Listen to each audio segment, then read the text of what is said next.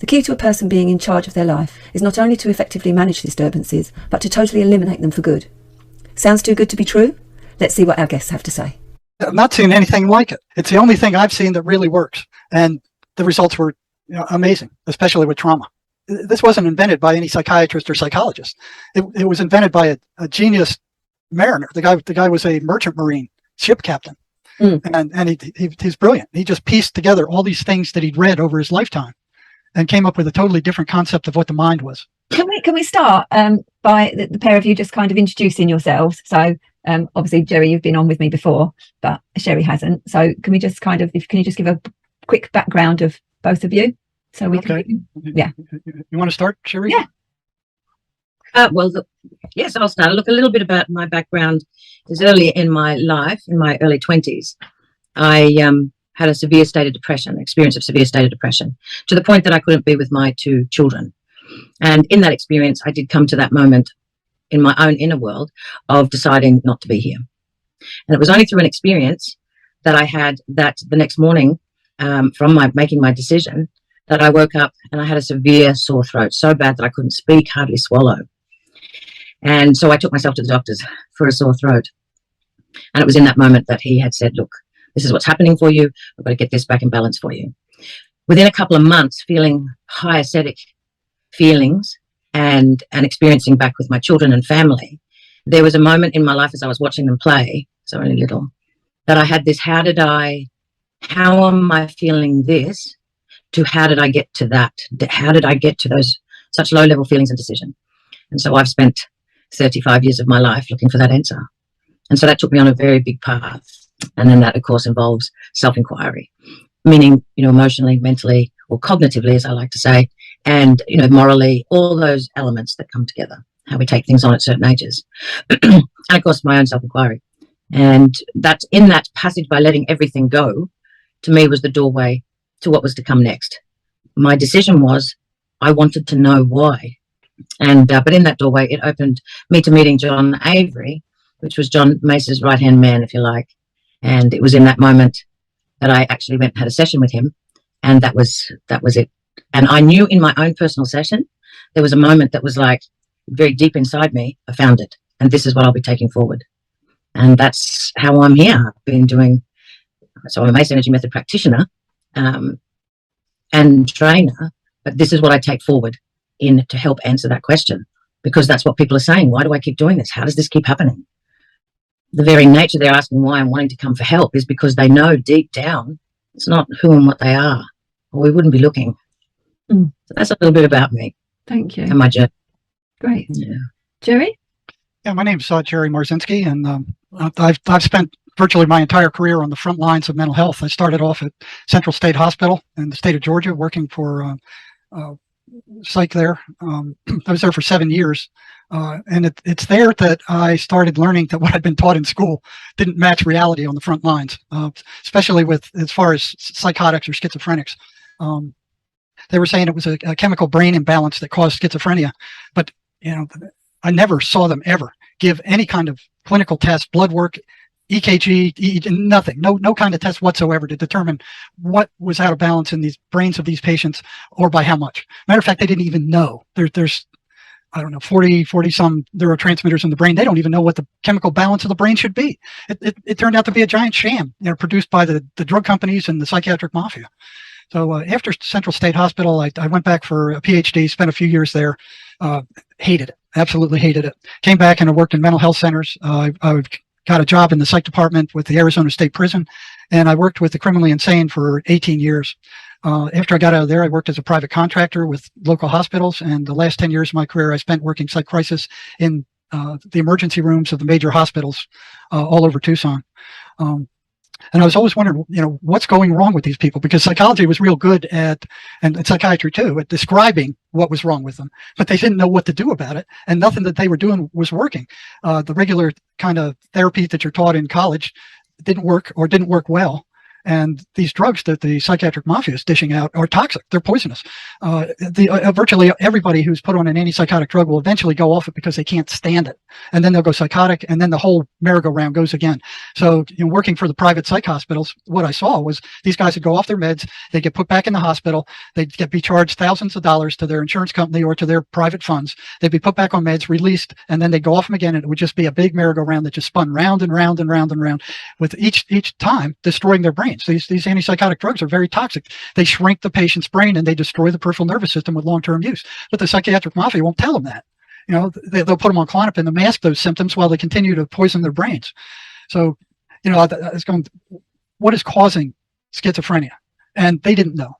They would say it was a chemical brain imbalance. I could see for myself that wasn't it. I saw that 80% of the research articles that psychology puts out couldn't be replicated. So they were no more than BS. So a small percentage were valid. So it was like, okay, I need to look for myself and see what's going on. The first thing I wanted to know was, what are these voices and what are they telling these people? And lo and behold, I got into trouble with psychiatry for asking these patients about what their voices were and what they were saying. I found that it was the voices that drive paranoid schizophrenia. It's no chemical imbalance. It's no genetic anything. It's these voices, and these voices run separate, repeatable, consistent patterns.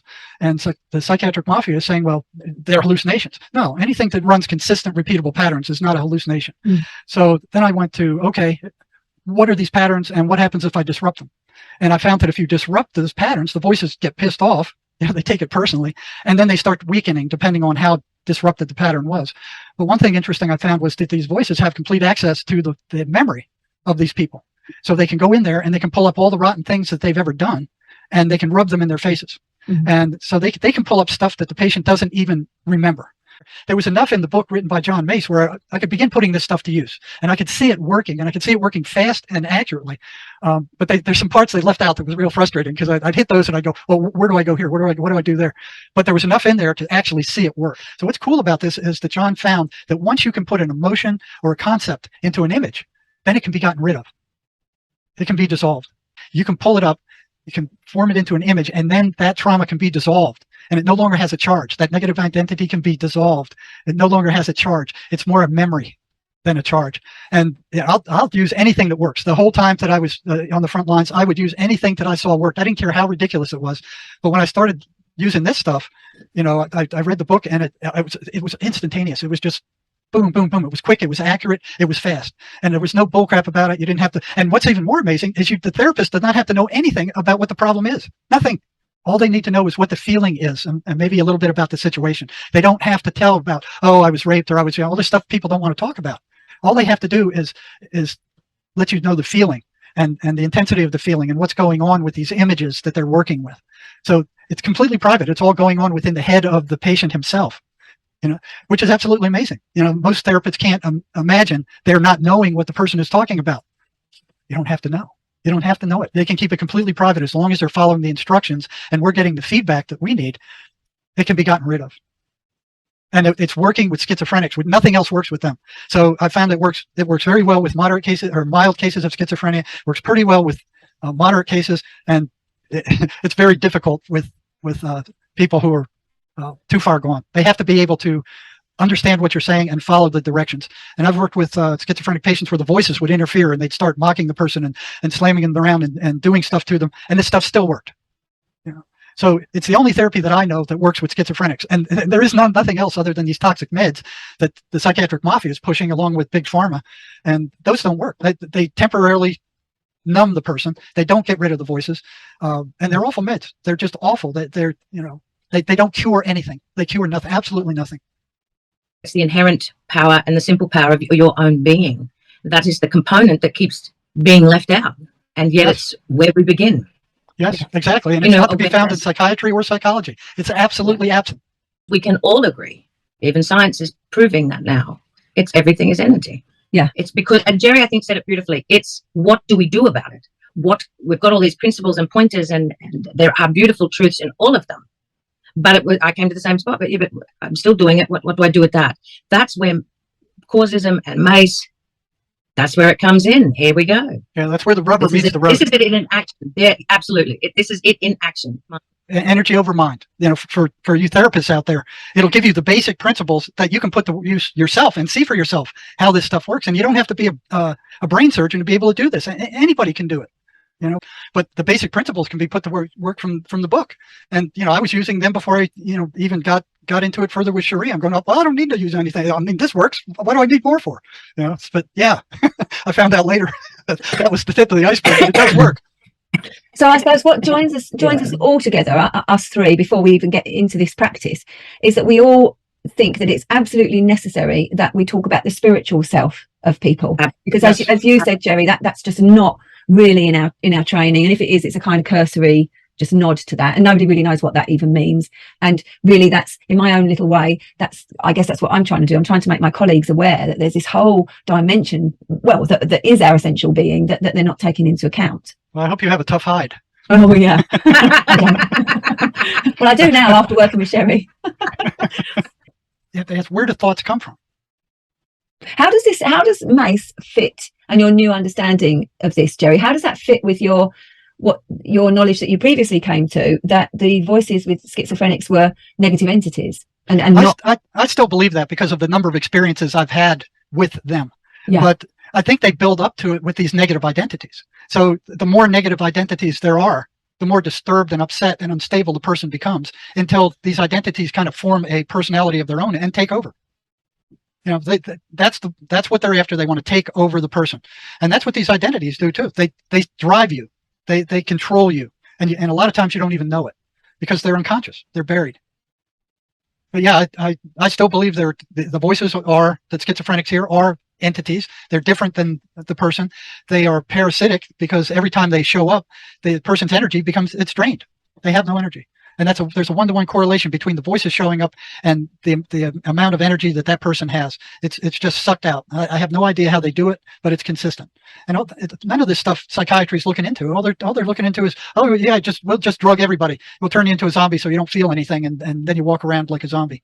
You know, this stuff actually will get in there and remove these negative identities, and it works for all range of people. I mean, it works for, you know, maybe it doesn't work well with the very chronic regressed schizophrenics, but it works for virtually everything else. You start raising your vibration, you start learning, you start seeing things from a different perspective, and you have these high echelon different feelings. Life starts flowing very differently. Can you see where I'm pointing? We've had that physically as an experience, and then we're meeting people that's so trapped here they can't get out. We're trying to come in and say, you know, it's okay, you don't have to live like that, and they're going, you're nuts, don't be ridiculous, life is bullshit.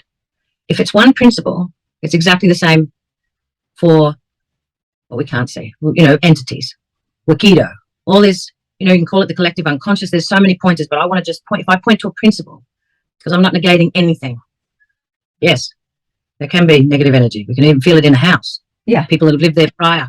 And there's been a lot of negativity. We walk in the house and go, oh, I don't like feeling that. We're energetic beings, transmitters, receivers, we're going to feel it. Yeah. So these entities, are that is a stark level of energy. And yes, whether you've got a body or not, we can connect. Because if you're vibrating at that rate, this is vibrating at that rate, you identify with it. No different than if we speak in therapy and all that type of thing. If you're a negative person, you attract negative people and you're just around negative people. Any last words from you, Jerry? Anything else that you'd like to let people know? Well, yeah. I'd say it's the voices that drive paranoid schizophrenia. It's not any chemical imbalance. It's nothing genetic. It's nothing, you know, it's the voices. It's a spiritual battle. And this Mace stuff works great for, you know, light to moderate schizophrenia, and it doesn't work so great with the more regressed ones. But that's better than anything else out there as far as I'm concerned.